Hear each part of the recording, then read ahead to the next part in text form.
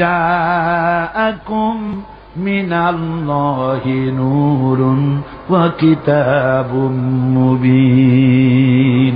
আমি আল্লাহর পক্ষ থেকে তোমাদের জন্য এসেছে আলো। এই নূর কি? হুজুর। এই নূর হচ্ছেন হুজুর মুহাম্মদ সাল্লাল্লাহু আলাইহি ওয়াসাল্লামকে আল্লাহ পাক নূর বলতেছেন। সুবহানাল্লাহ। হুজুর হলেন নূর। ক্বাদ জাআকুম মিনাল্লাহি নূরুন, আমি আল্লাহর পক্ষ থেকে তোমাদের জন্য নূর এসেছে। আর দিয়েছি একখানা কিতাব। কি দিলাম? কিতাব দিয়েছি। নূর দিলাম, এমন নূর, এমন নূর দিয়েছি। কোরআনে কারীমের মধ্যে আল্লাহ রাব্বুল আলামিন হুজুর কি সিরাজাম মুনীরা বললেন। প্রদীপ্ত উজ্জ্বল একটা প্রদীপের সঙ্গে তুলনা করলেন।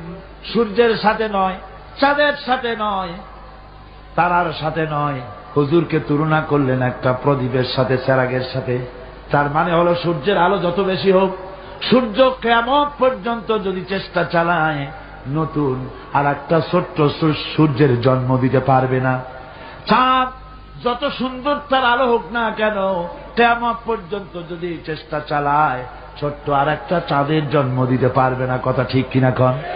কিন্তু আপনি চিন্তা করেন, এই চট্টগ্রামে প্যারেড ময়দানের কাছে কারো বাড়িতে একটা মোমবাতিতে আলো জ্বলতেছে, সারা চিটাগং আর কোথাও আলো নাই।